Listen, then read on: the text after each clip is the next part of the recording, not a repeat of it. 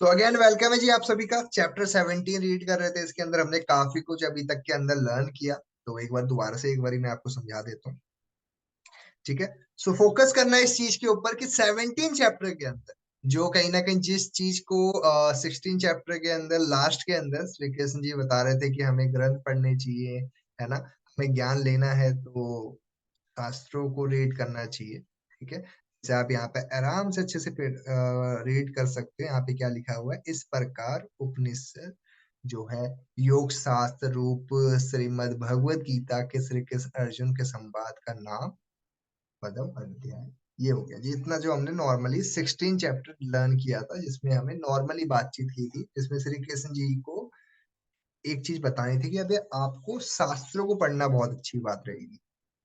ठीक है। उसके बाद में अभी हम 17 चैप्टर में आ चुके हैं। 17 चैप्टर के अंदर इसके अंदर श्रद्धा और विभाग योग के बारे में बात की गई है। ठीक है, जो काफी अच्छे से जो है कन्हैया जी ने काफी अच्छे से गाइड किया। यहाँ पे अर्जुन बोले कि श्री कृष्ण जी मनुष्य शास्त्र की विधि त्याग कर श्रद्धा युक्त और पूजन की स्थिति कौन सी होती है, और तामसी क्या होता है, रजस क्या होता है, इसके बारे में बताओ और अच्छे से बताइए। ठीक है। उन्होंने बोला कि पूजा की विधि क्या होती है और मतलब खाने के तरीके क्या क्या होते हैं, वो थोड़ा और अच्छे से बताओ। ये सवाल था श्री कृष्ण जी को अर्जुन जी ने पूछा था। ठीक है। उसके बाद में श्री कृष्ण जी ने उनको बताया कि मनुष्य को जो संस्कार होता है वो कहीं ना कहीं शास्त्रों से मिलता है। ठीक है। जो जन्मों से जो चीजों को सीखता आ रहा है। ठीक है। वो तीन प्रकार की चीजें आपको जो बताई मैंने, सात्विक और राजसी तामसिक। तो वही डिफाइन करते हुए श्री कृष्ण जी ने बताया कि हे भरत पुत्र, जो मनुष्य होता है वो श्रद्धा रूपी होता है, वो हर चीज में श्रद्धा रखता है, तो उसके ऊपर डिपेंड करता है वो कैसा पर्सन है। ठीक है। तो वो भी बताया कि कौन कैसा होता है। ओके। तो वो मैंने जो आपको एक्सप्लेन किया था कि जो नॉर्मल सत्विक माइंडसेट का बंदा होता है वो कैसे अपने आप को रखता है। ठीक है। और वो क्या क्या चीजें करता है, क्या किस तरह से पूजा करता है, वो बताया यहाँ पे। आप ध्यान से देख सकते हो यहाँ पे। ठीक है। जो पुरुष जो कहीं ना कहीं श्रद्धा रखता है, पूजा पाठ इन सब चीजों पे ध्यान देता है, ठीक है, वो इंसान सद्गुण गुण वाला इंसान होता है। ठीक है। और जो राजस वाला माइंडसेट वाला होता है वो कोई ना कोई फायदा देखेगा कि मुझे कोई फायदा मिलेगा तो मैं उसके लिए पूजा कर लेता हूँ। आप ये एक ऐसा इंसान होता है। आप अगर इसको ये बोलोगे ना, अगर आप जो है उस मंदिर में जाओगे, उस मंदिर में जाके आपका ये फायदा होगा, तो ये उस मंदिर में भी चले जाएगा। ठीक है। इसको अगर फायदा देखना है, कहीं पे फायदा निकालना है, तो ये क्या करेगा, भागता हुआ उस मंदिर पहुंच जाएगा। तो ये राजस माइंडसेट का बंदा होता है। ठीक है। उसके बाद मैंने आपको भोजन की बात कर ली, जो काफी अच्छे से यहाँ पे बताया गया है। भोजन की बातचीत हो चुकी है। अब आगे बढ़ते हैं। ठीक है। अब मैंने आपको भोजन की बातचीत कर ली, यहाँ पे आपको मैंने तपस्या की बात करी, उसमें मैंने इनके प्रकार क्या होते हैं वो भी समझा दिया। अब आ जाते हैं थोड़ा सा आगे। अब यहाँ पे कहीं ना कहीं श्री कृष्ण जी दान की बात कर रहे हैं। ठीक है। अब ये दान की बात बहुत अच्छे से करी उन्होंने, काफी सारी चीजें बताई दान के बारे में। दान के बारे में क्या बताया उन्होंने, दान करते रहना चाहिए। दान बहुत अच्छी बात है। दान जो करता है उसको जो है आपको और ज्यादा बढ़ावा देना चाहिए। उन्हें कहते रहना चाहिए कि दान करो, अच्छी बात होती है। दान करना एक अच्छी आदत है, जिसके अंदर ये आदत है दान करते रहना चाहिए। तो यहाँ पे वो बताते हैं जो लोग दान करना चाहते हैं, दान उन लोगों किन पे दान करना है आपने, जो भूखे होते हैं, जिन पे खाना नहीं होता, जो दुखी होते हैं, जिन पे पास में कोई समर्थन नहीं, कोई सपोर्ट नहीं है जिनके पास में। ठीक है। और जो कहीं ना कहीं जिनको दवाइयों की कमी है, कपड़ों की कमी है ना, इनको आपको दान देना चाहिए। ठीक है। अब यहाँ पे वो बताते हैं कि जो दान किसी को परेशान होकर के दिया जाता है, जो दान किसी को परेशान होकर के दिया जाता है, मतलब कि आप परेशान हो, आपका मन नहीं कर रहा, अंदर से मन नहीं है कि दान देना है, लेकिन मन मार करके दान दे रहे हो। ठीक है। तो वो जो है राजस्व दान होता है। ठीक है। और जो पहले मैंने आपको बताया था, जो कहीं ना कहीं भूखे लोगों को अनाज देना, ये सब कर रहे हो आप, बिना निष्काम कर्म कर रहे हो, आपको नहीं पता कोई फल मिलेगा नहीं मिलेगा, वो हो गया आपका सत्कर्म, हो गया वो आपका। ठीक है।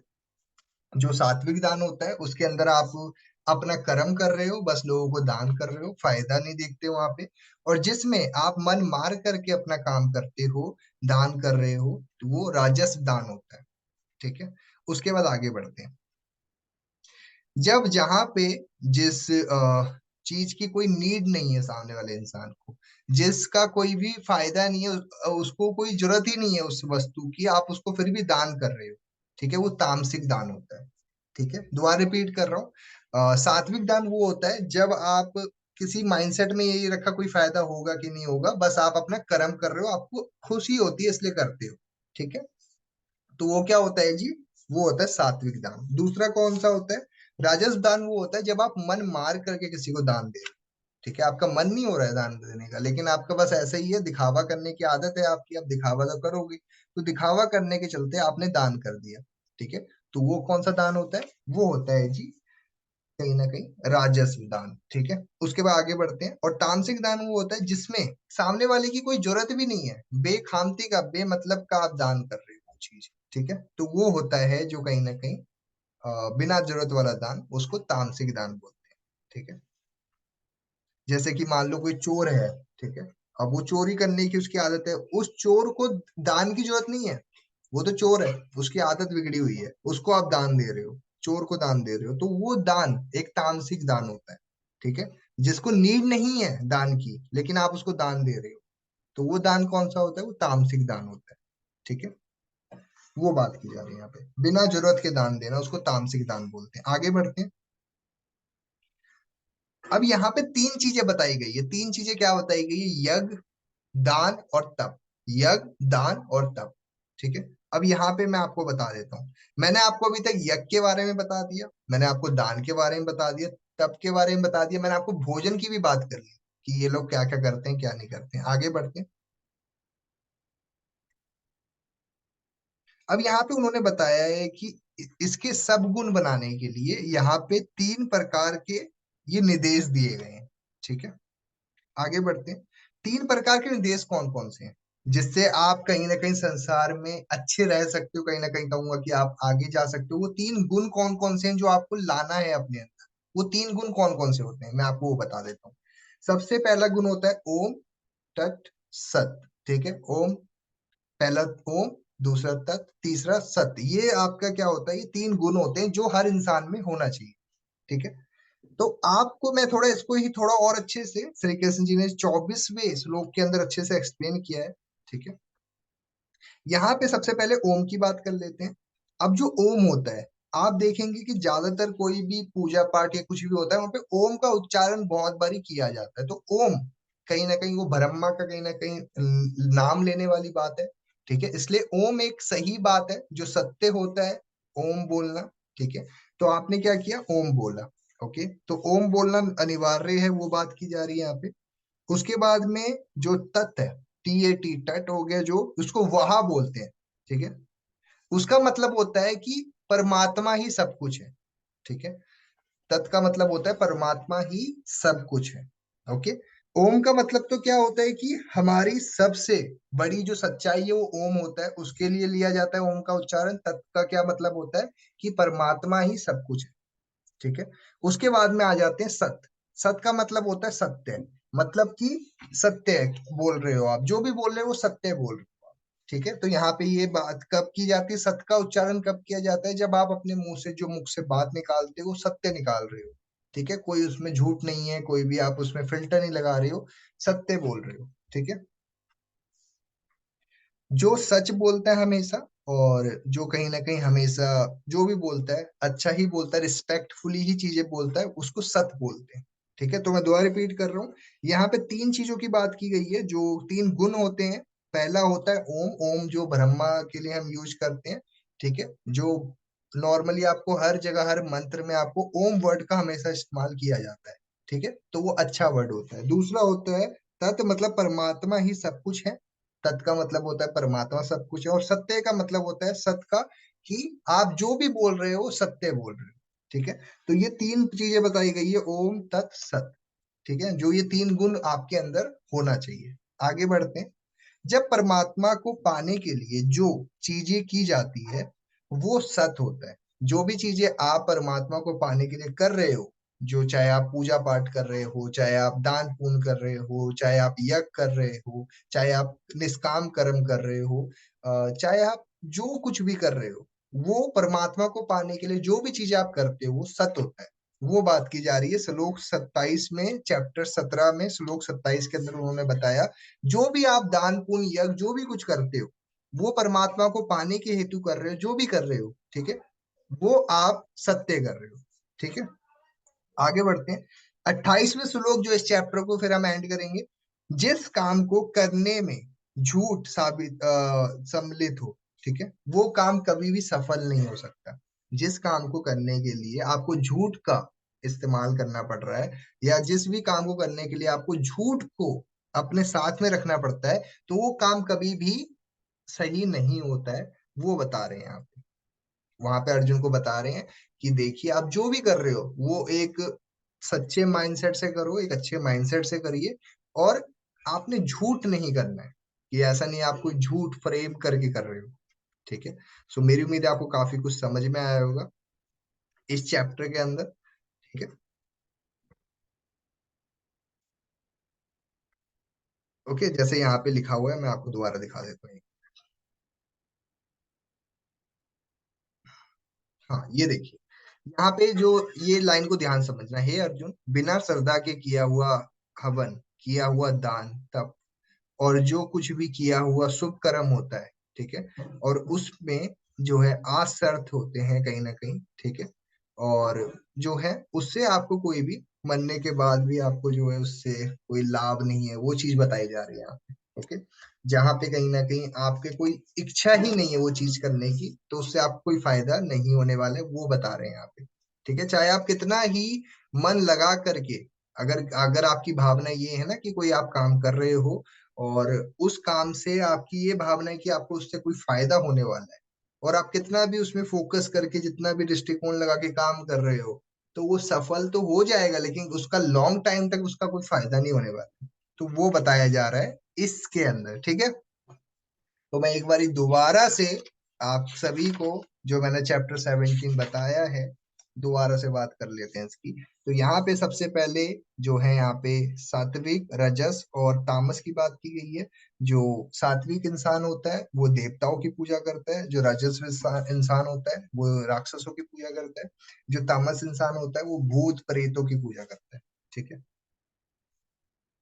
जब आप पैसों के लिए कुछ भी करने को तैयार हो जाते हो, जब आपको बस पैसा ही दिख रहा होता है, तो आप राजस्व किस्म के इंसान हो। ठीक है, जो कहीं ना कहीं अपने ही दिमाग में बस घमंड लेके चल रहा है, जो भी चीज लेके चल रहा है जिसके बस ये है कि बस किसी का नुकसान हो जाए, वो तमस गुण वाला इंसान होता है। ठीक है, तो वही बात है कि जो जैसा है वो वैसा ही है, जो आप खाओगे जो पियोगे आप वैसे ही बनने लग जाते हो। तो श्लोक इसके अंदर 8वां है, यहाँ पे बताया हुआ है कि आप भोजन कैसा करना है। 3 प्रकार से भोजन किया जाता है, सात्विक, राजस, तमस। तो जो सात्विक भोजन करने वाला इंसान होता है, ठीक है, वो क्या करता है, वो फलों का रस पीता है, और खाना क्या खाएगा, वो अनाज खाएगा, फल फ्रूट खाएगा, सब्जियां खाएगा, ऐसी चीजें खाने पीने पे ध्यान देता है। ठीक है, और राजस गुण वाला इंसान कौन होता है, वो मांस मछली खाएगा, खाने में नमक ज्यादा डालेगा, मसालेदार वाला खाना खाएगा। तमस गुण वाला इंसान कौन होता है, जो सड़ा गला खाना खाता है। ठीक है, खाना सड़ा भी मिल जाएगा तो वो खा लेगा, 2 दिन पुराने भी खाना चलता है उसको। तमस गुण वाला इंसान होता है वो। ठीक है, उसके बाद में श्री कृष्ण जी ने यज्ञ की बात की। यज्ञ क्या होता है, ठीक है, यज्ञ क्या होता है, जो बिना फल के जो काम कर किया जाता है। ठीक है, जो जो कहीं ना कहीं आपका मन कंट्रोल में होता है, वो यज्ञ है कहीं ना कहीं, वो बताया गया। ठीक है, आगे चलते हैं।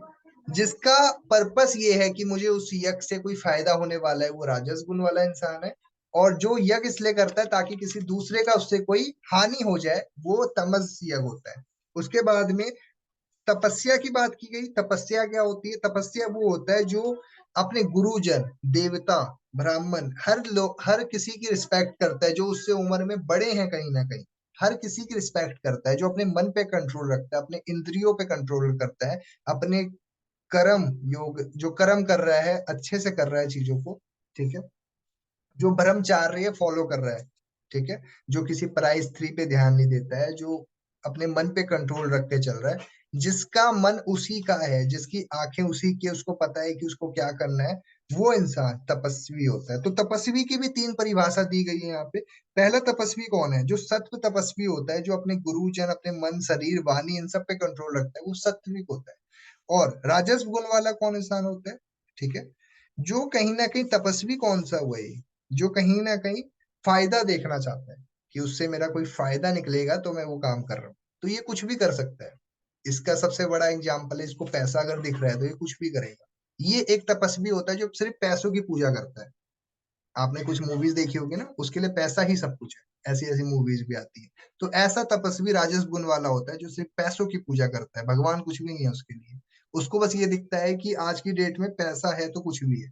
ऐसी बहुत सारी मूवीज भी आप देख चुके होंगे जहां पे पैसों को लेकर के इंसान कुछ भी करने चले जाता है।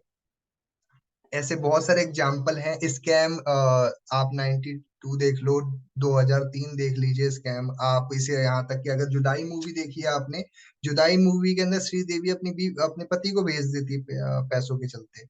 वैसे ही और भी कुछ मूवीज हैं, बहुत सारे एग्जाम्पल्स हैं। अगर मैं आपको और बताऊं तो और कौन कौन से और भी है। जैसे आप अगर वो देखोगे, बहुत सारे अच्छे अच्छे एग्जाम्पल भी है। ठीक है, तो ये लोग क्यों कर रहे हैं? क्योंकि जो मन होता है ना, अगर वो राजस गुण वाला है तो उसके मन में जो आएगा वो करेगा, पैसों के लिए वो कुछ भी करेगा। ठीक है, अगर उसको पैसा मिल रहा है तो क्यों नहीं करेगा? ठीक है, तो उसका बस मन ये है कि उसको पैसा मिल रहा है तो बस भाई मुझे ये करना है। अगर पैसा नहीं मिल रहा है तो वो आपसे इज्जत से बात भी नहीं करेगा। कहते हैं ना, आज की डेट में पैसा बोलता है। तो वो राजस गुण वाली बात की जा रही है यहाँ पे। ठीक है, आगे बढ़ते हैं। तमस गुण वाला इंसान कौन होता है? ठीक है, जो बहुत ही ढीठ है, जिसको बस ये है कि भाई कहाँ से कुछ मतलब निकल जाए मेरा। ठीक है, मतलबी टाइप का इंसान होता है ना, कुछ कि मतलब के लिए आपसे दोस्ती रखा है उसने। ठीक है, अगर वो आपके साथ भी है ना, ऐसे को काफी आपके कुछ जानकार होंगे जो मतलब के लिए आपके साथ रहते हैं, कुछ दिनों के बाद गायब हो जाते हैं। वो तमस गुण वाले इंसान। ठीक, ठीक है, उनको राजस भी कह सकते हो आप। आगे बढ़ते हैं। उसके बाद दान की परिभाषा दी गई है। जो सात्विक दान वाले इंसान होते हैं वो बिना निष्काम माइंड सेट के काम करते हैं। ठीक है, और राजस गुण वाला इंसान कौन होता है? जो मन मार करके दान दे रहा है। तमस गुण वाला इंसान कौन होता है?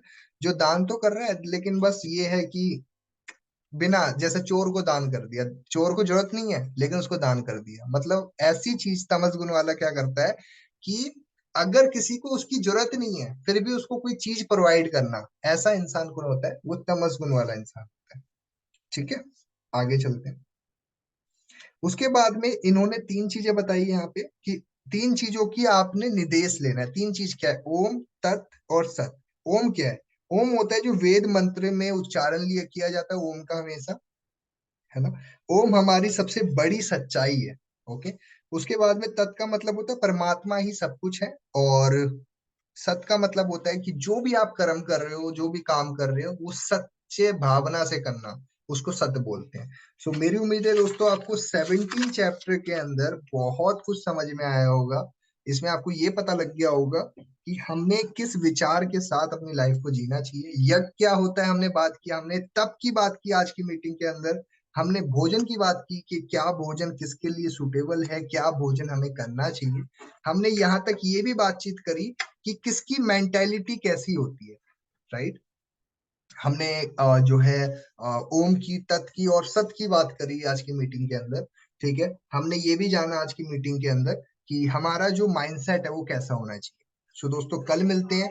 मैं आपको बताना चाहता हूँ कि चैप्टर 18 थोड़ा बड़ा चैप्टर है, उसके अंदर 80 श्लोक है, ऑलमोस्ट 78 श्लोक है ऑलमोस्ट। ठीक है, मतलब कहूँ तो 3-4 चैप्टर, बड़ा चैप्टर है वो थोड़ा।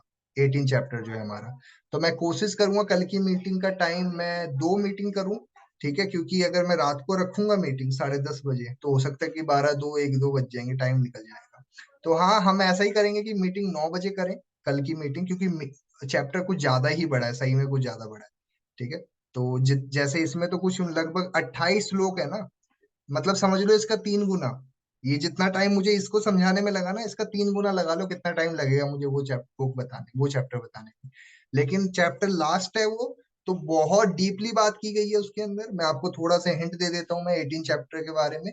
उसके अंदर इतनी ज्यादा डीपली बात की गई है ना, जैसे क्या बात की गई है मुझे भी नहीं पता, एक सेकंड। लिखा तो था ना। ओके। हाँ, तो यहाँ पे अर्जुन के जो ज्ञान है, ज्ञान की परिभाषा दी गई है, उनको बताया गया, ज्ञान के प्रकार बता रखे हैं यहाँ पे, ठीक है, ज्ञान के भी कितने प्रकार होते हैं, ठीक है, गीता के फायदे बता रखे हैं यहाँ पे, गीता के क्या क्या फायदे होते हैं पढ़ने के, ठीक है। इधर ये भी बता रखा है कि अर्जुन के जो सवाल के जवाब दे रखे हैं, मतलब इतनी सारी बातें हैं इसके अंदर ना, आपको ये एक ही चैप्टर सारे उसका ना, मैं कहूंगा कि पैसा वसूल चैप्टर है ये ऐसा। कल की मीटिंग गलती से भी गलती मत करना मिस करने की, 9 बजे करेंगे हम। ओके, वैसे भी तो 11:30 हो गए, शायद कल भी 11-12 तो बज ही जाएंगे। सो बाकी ऑल द बेस्ट, जो भी आपने कुछ सीखा इस मीटिंग से, अपने नोट्स एंड रिव्यू जरूर